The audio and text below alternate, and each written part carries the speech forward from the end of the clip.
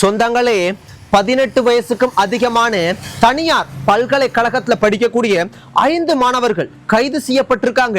ஏன் தெரியுமா? அவங்களோட படிக்கக்கூடிய சக 19 வயசு இருக்கக்கூடிய மாணவர் ஒருத்தரை இவங்க எல்லாரும் சேர்ந்து பட்டு மோசமா அடிச்சு கொலை செய்த குற்றத்துல தான் இவங்க கைது செய்யப்பட்டிருக்காங்க.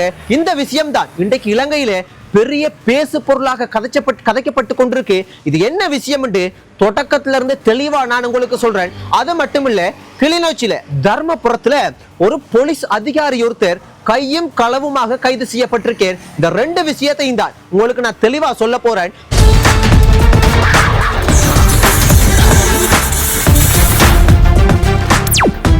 ஐந்து மாணவர்கள் கைது செய்யப்பட்ட விஷயத்தை நான் உங்களுக்கு சொல்றேன். இந்த விஷயம் பெரிய பேசு பொருளா இன்றைக்கு இலங்கையில எக்கச்சக்கமான கதைச்சு கொண்டிருக்காங்க.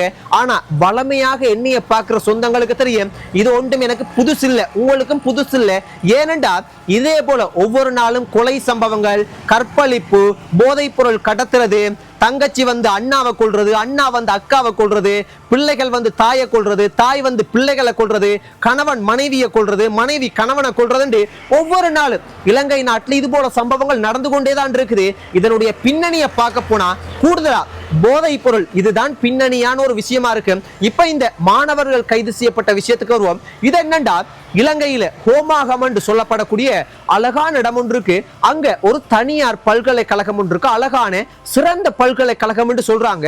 அந்த பல்கலைக்கழகத்துல நேத்து 9ஆம் தேதி இந்த சித்திரை புத்தாண்டு இதை முன்னிட்டு ஒரு நிகழ்வு உண்டு, அழகான நிகழ்வு உண்டு.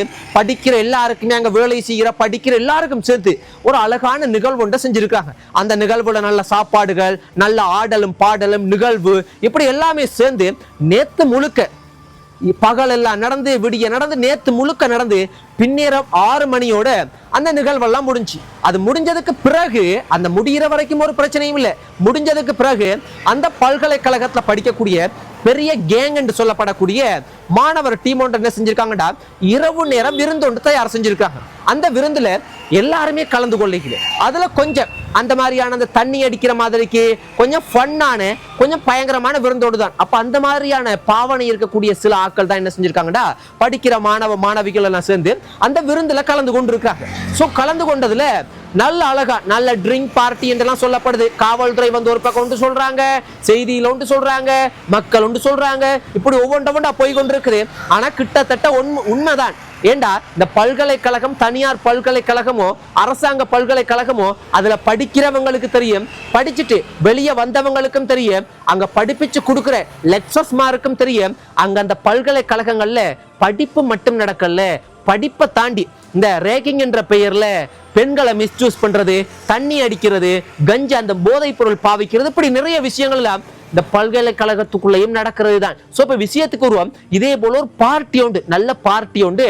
நேத்து 6 மணிக்கு பிற்பாடு வந்து தயார் செஞ்சிருக்காங்க. அங்க இருக்கிற ஒரு டீம் உண்டு, மாணவர் குழு ஒன்று தயார் செஞ்சிருக்காங்க. அப்ப அந்த பார்ட்டி போகும்போது நல்ல ஃபன் மூடுல போயிருக்கு. அப்படி போகும்போது அங்க அதுல ஒரு கேர்ள் ஒருத்தவங்க வாஷ்ரூம் போயிருக்காங்க, அதாவது பாத்ரூம் போயிருக்காங்க போல. போகும்போது இன்னொரு போய் ஒருத்தரும் அந்த பெண்ணுக்கு பின்னுக்கே போயிருக்காங்க.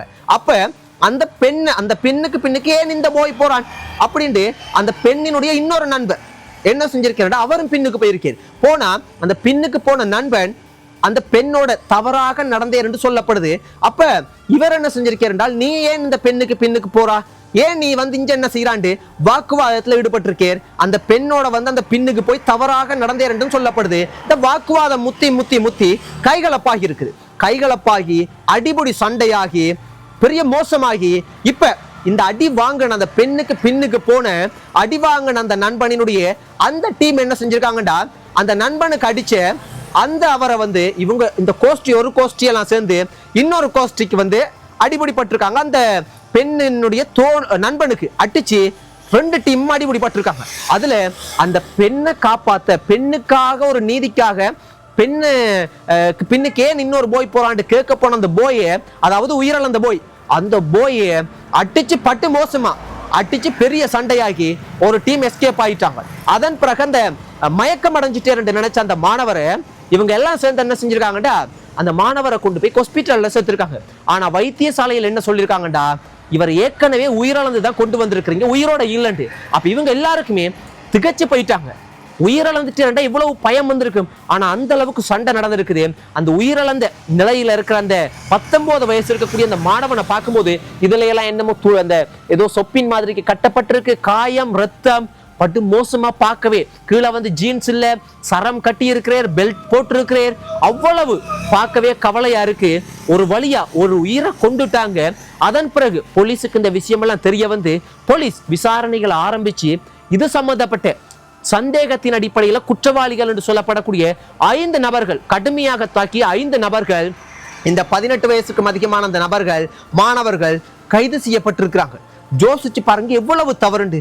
ஐயா ராசாக்கள், உங்களோட நண்பர் தான், உங்களோட படிச்ச நபர் தான், உங்களோட சேர்ந்து எவ்வளவு சந்தோஷமான விஷயங்களை எல்லாம் ஈடுபட்டிருப்பீர். ஒரு சின்ன பிரச்சனைக்காக இவ்வளவு மோசமாக நடந்து கொள்றீங்க. ஆனா இதனுடைய பின்னணி என்னன்னு பார்க்க போனா இவங்க எல்லாருமே ட்ரிங்க் பண்ணியிருக்கலாம். ட்ரிங்க் பார்ட்டி, தவறான ஒரு பார்ட்டின்றனால தான் இது ஒரு புரிந்துணர்வு இல்லாம ஒருத்தர் அண்டர்ஸ்டாண்டிங் இல்லாம இந்த சண்டை பெருசா போய் அடிபடிப்பட்டு உயிர் போற அளவுக்கு நடந்து கொண்ட என்று சொல்லப்படுது. எப்படியோ போன உயிர் வர போறது இல்லை. அந்த போன உயிர் அந்த மாணவனினுடைய அம்மா, அப்பா, சொந்த பந்தங்கள், சகோதரங்கள் எல்லாம் எவ்வளவு வேதனைப்பட்டு எவ்வளவு கவலைப்பட்டிருப்பாங்க, எவ்வளவு ஆசையா படிக்கிறதுக்கு அனுப்பி இருப்பாங்க. பெற்றோர்களே பிள்ளைகளை கடும் கவனமாக 18 வயசு ஆகிட்டு தானே என்று சும்மா விட்டுறாதீங்க. 18 வயசு ஆனோன்னுதான் இவங்க அவ்வளவு விளையாட்டுகளையும் காட்டுறாங்க. கடும் கவனமாக பாதுகாத்துக் கொள்ளுங்க. அதுதான் சொல்ல முடியும். ஏன் தான் இது போல செய்யறாங்களோ எனக்குண்டா தெரியல. வேணாம் அம்மா, இதெல்லாம் சற்றியான பாவம், மிக மிக பாவமான விஷயம். இப்படி ஒரு விஷயம் இன்றைக்கு இலங்கையில பெரிய பேசு பொருளாக பேசப்பட்டு கொண்டிருக்குது. அதே போல நான் உங்களுக்கு சொன்னேன், கிளிநொச்சியில தர்மபுரம் என்று சொல்ற இடத்துல இன்றைக்கு ஒரு போலீஸ் அதிகாரி, ஒரு போலீஸ் நபர் ஒருத்தர் கையும் களவுமாக கைது செய்யப்பட்டிருக்கிறார். அந்த போலீஸ் நபர் ஏன் கைது செய்யப்பட்டிருக்கிறார் என்று பார்க்க போனா, அவர் அடிக்கடி ஏதாவது முக்கியமான விஷயங்கள் என்றால் இந்த மக்கள்கிட்ட அவரோட வேலை என்னென்றால் இந்த லஞ்சம் வாங்குறது. ஏதாவது ஒரு அலுவல் என்றால் அவருக்கு லஞ்சம் கொடுத்தாதான் விஷயம் வேலைப்பாடு நடக்கும். அப்ப சொல்லி இந்த அரசாங்கத்திலையும் கட்டுப்படாத காரணத்தினால லஞ்ச ஊழல் ஆணைக்குழுக்கு இந்த விஷயத்தை தெரியப்படுத்தியிருக்காங்க. அப்ப இந்த அரசாங்கத்துல கொஞ்சம் லஞ்ச ஊழல் ஆணைக்குழு எல்லாம் கொஞ்சம் கடுமையாக நேர்மையாக வேலை செய்யறாங்க. அப்ப அவங்க என்ன செஞ்சிருக்காங்கடா, ஆளை கண்காணிச்சு உண்மையான்றதை பார்த்து சரியான ஒரு பொயின்ல சற்றியான ஒரு விஷயத்துல ஆளை பிடிக்கிறதுக்காக காத்திருக்காங்க. அதே போல ஒரு பிளான் பண்ணி சரியான ஒரு விஷயத்துல சாராய போத்தல லஞ்சமா வாங்குறதுக்கு ஆள் தயாரா இருந்திருக்கு. சோ அந்த மாதிரி லஞ்சமா இந்த சாராய போத்தல வாங்குறதுக்கு தயாரா இருக்கும்போது வாங்கும் போது கையும் களவுமாக லஞ்ச ஊழல் ஆணைக்குழுவால கைது செய்யப்பட்டு ஆள் கிளிநொச்சி போலீஸ் நிலையத்தை ஆளை ஒப்படைச்சு ஆளை நீதிமன்றத்தில் ஆஜர்படுத்துறதுக்கான அடுத்த கட்ட வேலைப்பாடெல்லாம் நடக்குது. யோசிச்சு பாருங்க, மக்களினுடைய வரிப்பணத்துல சம்பளமா பெற்று மக்களுக்கு வேலை செய்யாம சேவை செய்யாம போலீசாக்களை எல்லாம் வேலை என்று சொல்ல மாட்டாங்க, சேவை என்று தான் சொல்லுவாங்க. அதே மாதிரிதான் வைத்தியத்துறையில இருக்கக்கூடியவங்களையும் வேலை என்று சொல்ல மாட்டாங்க, சேவை என்றுவாங்க. என்று அவ்வளவு பொறுப்பு வாய்ந்த ஒரு விஷயத்துலதான் அவங்க எல்லாம் இருக்காங்க. ஆனா அவங்க மக்களுக்கு எதிராகவே நடந்து கொள்றாங்கன்ற போது எவ்வளவு மோசமான விஷயம். ஆனா அந்த போலீஸ் அதிகாரி இவர் போல இந்த லஞ்சத்துல ஈடுபடக்கூடிய யாராக இருந்தாலும் அவங்களுக்கு ஒன்று தெரியாது, அவங்க லஞ்சம் வாங்குறாங்க, அதனால அவங்களுக்கு ஒரு பிரச்சனையுமே இல்லைண்டு. ஆனா அவங்களுக்கு தெரியாமலே அவங்களோட பிள்ளைகளுக்கு அவங்க துரோகம் செய்யறாங்க.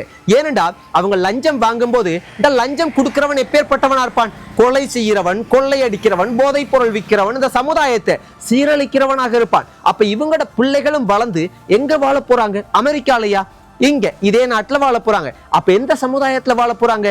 கொள்ளை அடிக்கிற, கொலை செய்கிற, கற்பழிக்கிற மோசமான ஒரு சமுதாயத்துல இவங்களும் வாழுவாங்க. அப்ப இவங்களே இந்த மோசமான ஆக்களை வளர்த்து விடுறதுக்கு லஞ்சம் வாங்கினா இவங்களோட பிள்ளைகளுக்கு கூட நாளைக்கு கற்பழிப்போ, களவெடுக்கிறதோ, கொள்ளை அடிக்கிறதோ, கொலை சம்பவமோ இவங்களோட பிள்ளைகளுக்கு கூட நடக்கலாம். அதனால வேண்டாம் அம்மா, நான் இதை தவறா சொல்ல இல்லை, இந்த மாதிரியான லஞ்சமான விஷயங்களுக்கு போகாதீங்க, துணை போகாதீங்க, அதுதான் சொல்றேன். நன்றி சொந்தங்களே.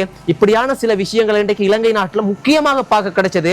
கவனமாக இருங்க, அதை தான் சொல்லுவேன். தவறான பாதைகள்ல தவறான செயல்கள்ல ஈடுபடாதீங்க.